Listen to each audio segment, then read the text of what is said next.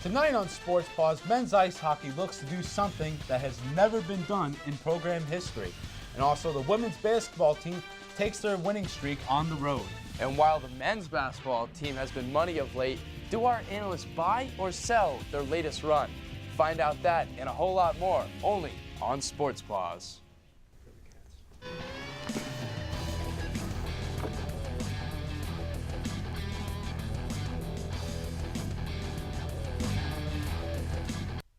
Good evening, Quinnipiac sports fans, and welcome to Sports Paws. Alongside big man on campus, Thomas Albanese, I'm Colin Babcock. And while tonight is Colin's first time as an anchor, it comes as the Quinnipiac's men's ice hockey team does something historic. That's right, Tom, and the women's basketball team took its undefeated conference record on the road. We'll hear all about their performances later in the show. For the first time in program history, the Quinnipiac men's ice hockey team is ranked #1 in the nation. They received 41 out of 50 first-place votes in the latest USCHO.com poll. After 3 straight weeks of being #2, it all changed when Minnesota State lost to St. Cloud State by a final score of 4-3 last Saturday. Heading into this weekend, the Bobcats hadn't lost a game since early November, going 18-0-3 in that span. The Saints of St. Lawrence University were Quinnipiac's first test as the #1 team in the nation. The Bobcats came into the game looking to extend their unbeaten streak to 22 straight games. Now, earlier this season, Rand Pecknold's squad took care of business in Canton, New York, defeating the Saints by a score of 6-2. Now, did the Bobcats take out the Saints in their second meeting of the season? Let's go to the bank to find out. And there's Eric Hartzell doing his usual stretching routine, and as the Bobcats huddle up for this huge game. Quinnipiac did not get that good start as Jeremy Wick gives it to Greg Carey, and he puts it in the net for the Saints. They go up 1-0. Now later in the first period, watch here as Jordan Samuels-Thomas takes it across the ice, passes it off the wall back to himself, makes a couple other nice moves, shoots and scores for the Bobcats. A little coast-to-coast basketball style at High Point Solutions Arena by Thomas, and it ties the game 1-1. Now after no scoring in the second period, we go to the third period. After Zach Davies is unable to control the puck, here comes Carey, and he will pick up his second goal of the game, his 22nd and 23rd goals of the season. And they go down 2-1. After a timeout, but last chance for the Bobcats, 10 seconds to go. Matthew Pekka can't get it. It's deflected by St. Lawrence, and that's going to do it. The St. Lawrence defeats the #1 ranked Bobcats 2-1. Unbelievable win for them. And here's head coach Rand Pecknold and Zach Curry after the game. Yeah, we had great chances tonight. We had the whole game. It was pretty clear that we outchanced them heavily. But you got to give a lot of credit to Matt Wenninger. He was the best player on the ice tonight, and that's what hockey's all about.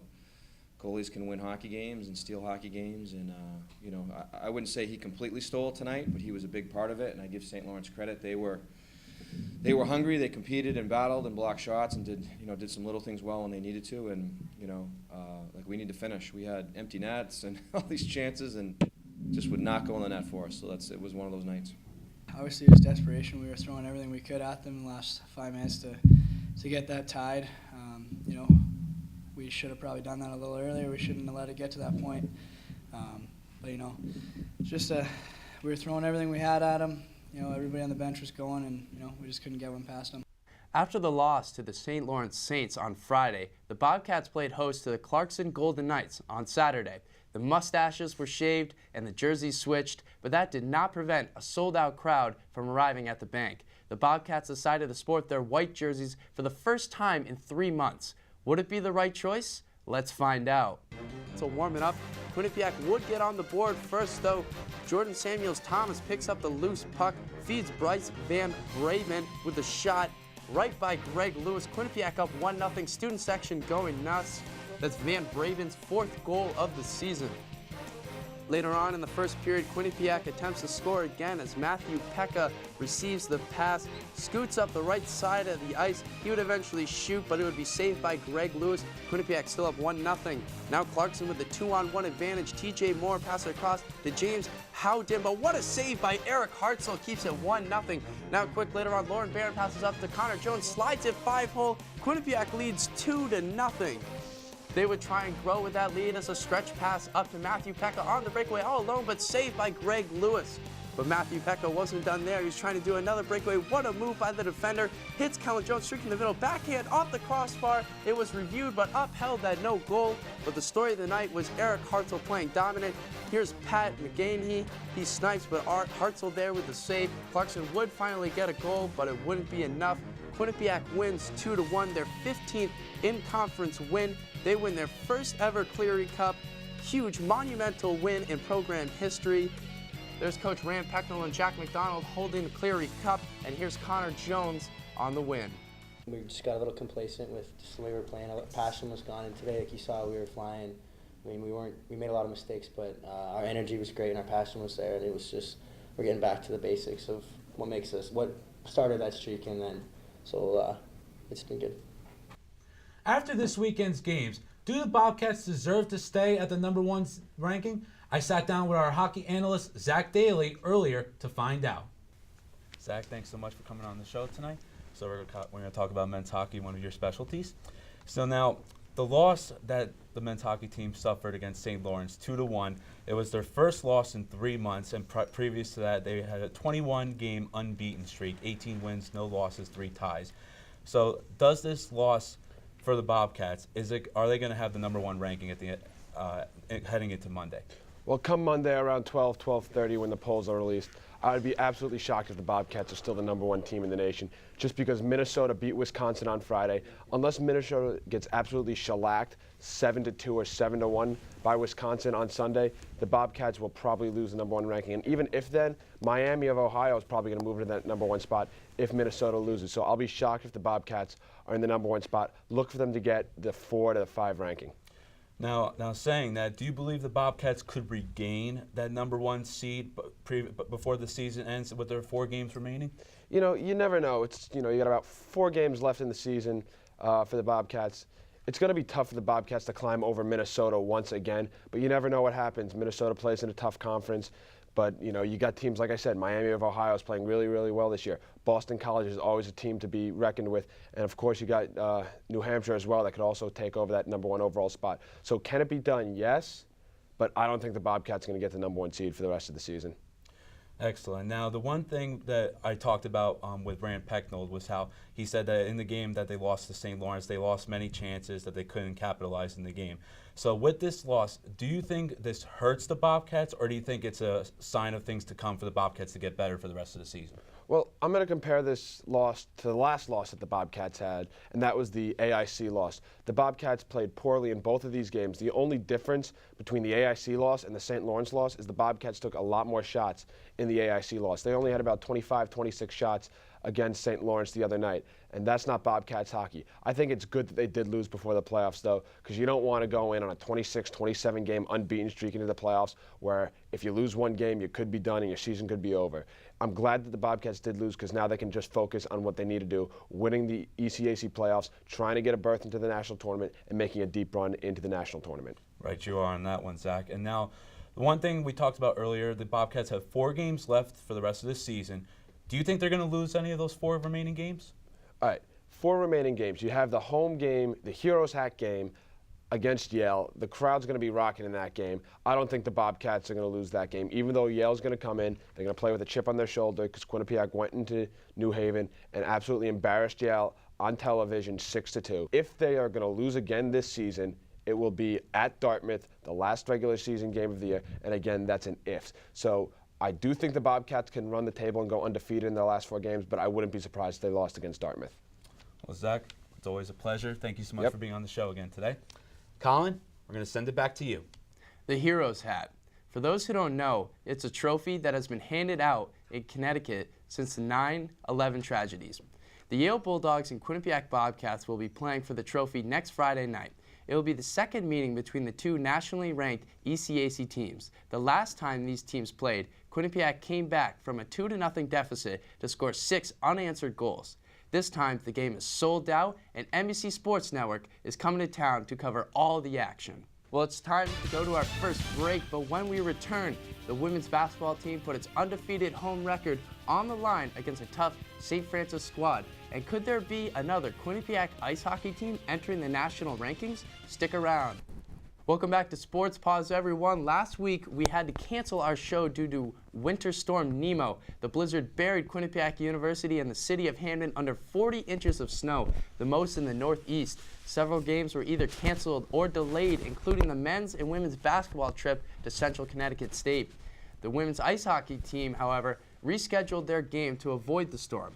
The storm caused issues for everyone in the area, but we are pleased to tell you there have not been any reports of serious injuries to Quinnipiac students. The women's basketball team is coming off a 63-53 victory against the Central Connecticut State Blue Devils. The team was able to travel to Central Connecticut State last Wednesday after it was originally postponed due to Nemo. The win brought Quinnipiac to an 11-0 record against conference foes. Could the Bobcats continue that streak at home against St. Francis University? Let's go to Lender Court. It's senior day for the women's basketball team. There's Felicia Barron getting flowers from Jack McDonald. And after a huddle, it's time to play basketball. Felicia Barron gives the ball to Brittany McQuain, and she shoots and scores 2-0 Quinnipiac. Here's Ellen Cannon, shoots a three. It's no good, but look at her. She grabs her own rebound and gets it up for the layup. 10-8 Quinnipiac.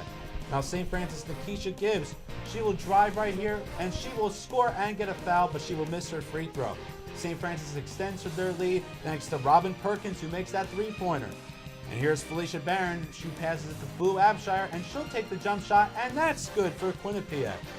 Now here's Jasmine Martin making her free throws, and St. Francis is trying to respond, but Felicia Barron will go coast to coast with the steal and make the layup. And St. Francis trying to come back.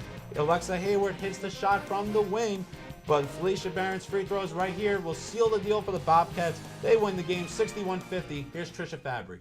Jazz and Feast still hit the big threes when we needed them the most, and that's, again, why we've gotten to 21-2. You can't change too much who you are.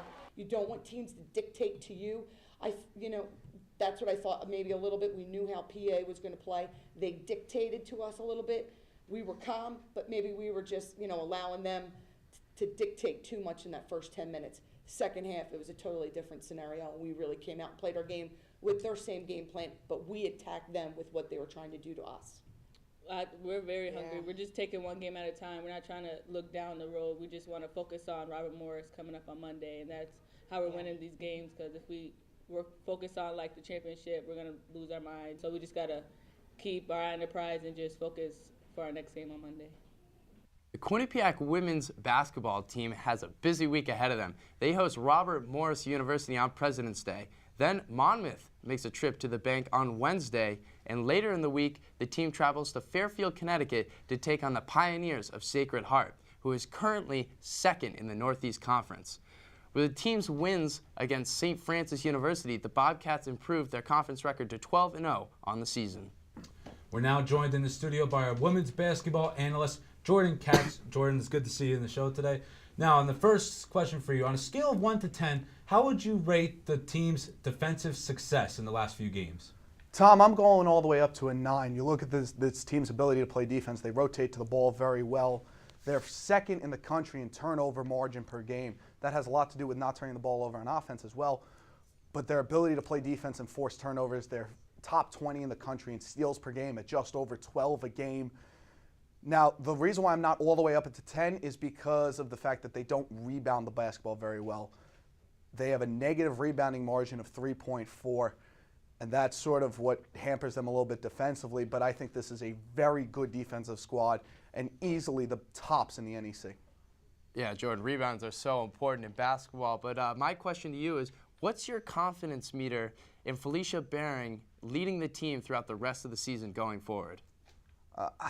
I would say a 6 or a 6. I don't think Felicia Barron is actually the most important piece of the team. I think she's a great leader on the court, but I think the most important piece of this team are Jasmine Martin and Brittany McQuain. Brittany McQuain has a double-double in 2 of her last 3 games, and when she scores in the low post and she's able to defend in the low post well, this is a better team, and Jasmine Martin is the key to their success, in my opinion. Her scoring on the wing allows Felicia Barron to continue to score and gives her success. Jasmine Martin, to me, is the key piece of this team. I think that Felicia Barron is a solid leader, but again, I don't think she's the most important piece, so I can't go higher than a 6 or a 7, so I'm going with a 6. Well, of course, the Bobcats got a lot of offensive weapons on their side. Now, Jordan, next question. What is your confidence meter on the women's basketball team finishing undefeated in the NEC conference, part of their schedule? My confidence meter is actually only a 4. Do they have the talent to do it? Yes, no question about it. It's just a very tall order to ask a team to go undefeated for an entire conference play. I think they could certainly do it, don't get me wrong, but every team you loses 1 or 2 bad games that you're just not supposed to lose, but you lose it anyway. I'm only going with a 4. I think they're a great team, don't get me wrong, but it's very hard to go undefeated for an entire regular season. Yeah, Jordan, going undefeated is definitely very tough. But last question that I have for you here is, how confident are you in the women's basketball team winning the NEC championship and then going on to play in the NCAA March Madness tournament?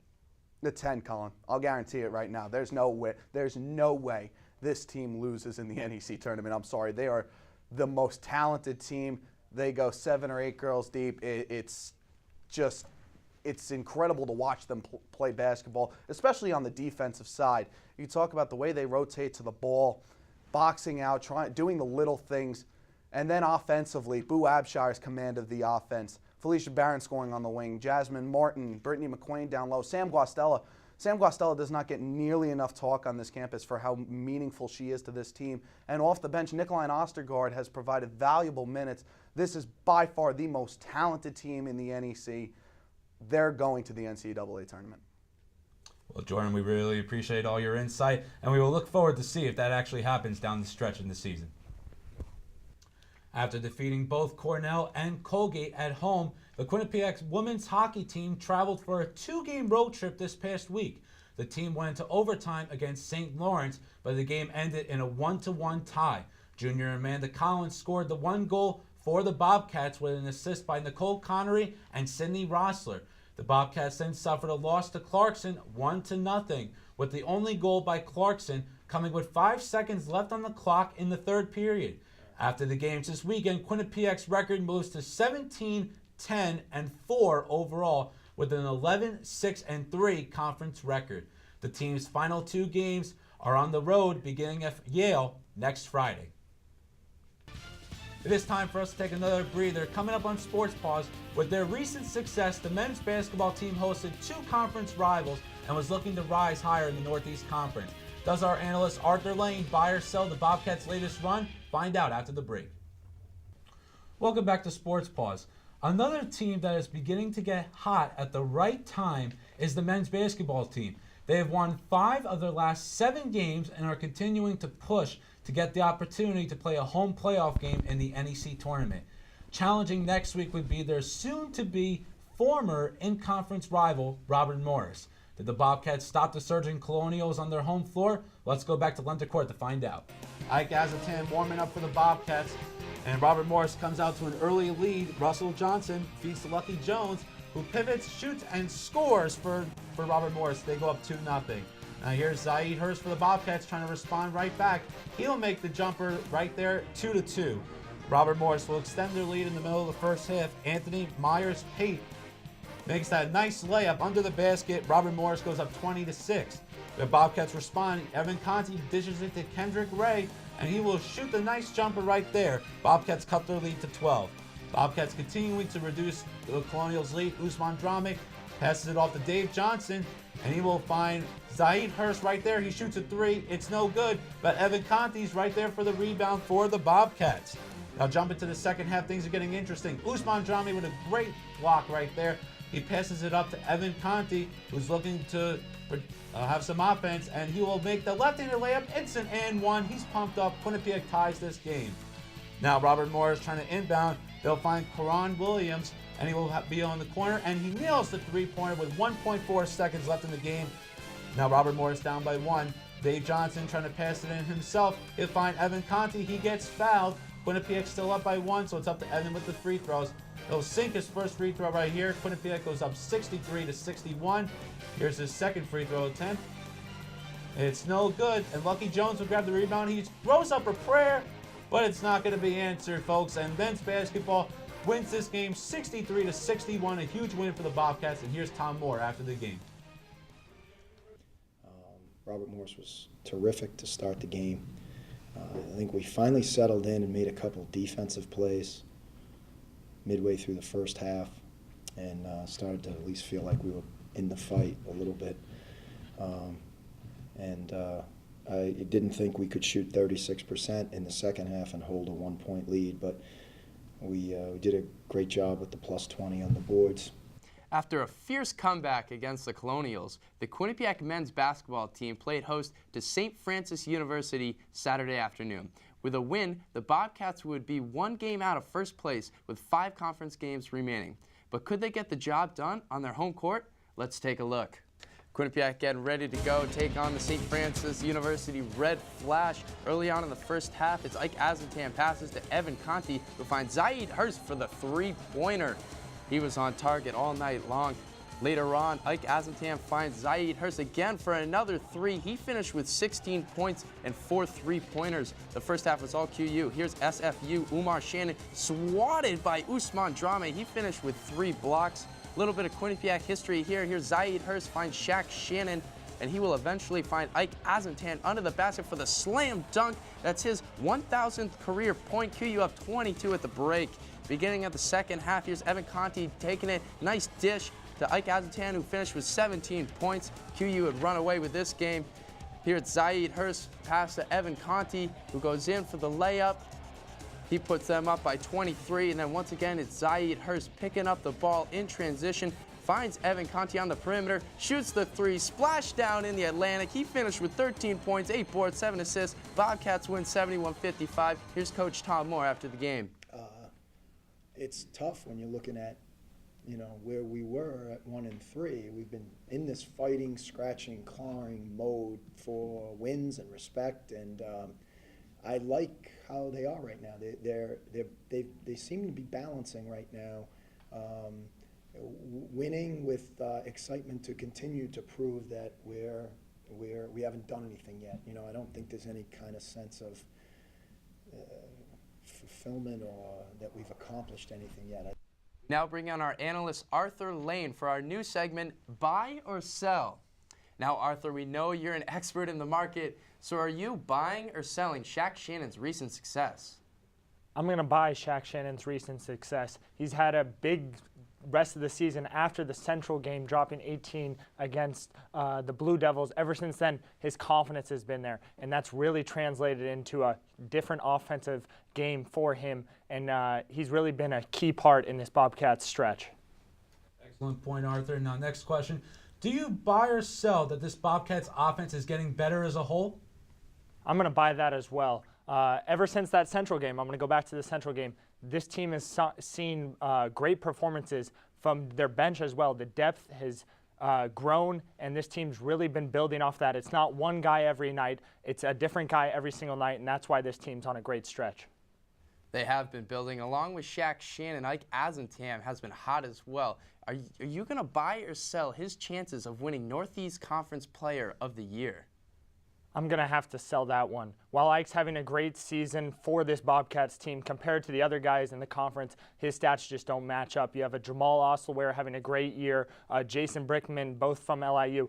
He's leading the nation in assists, and you have Shane Gibson, Kyle Vanales, and Alex Francis all having great seasons. I think they're all above Ike. I don't think he makes the first team right now. He's valuable to this team, but he's just not Player of the Year worthy. Again, good points there, Arthur. Now, last question for you. Do you buy or sell this team clinching a spot in the Northeast Conference tournament? I'm absolutely buying that.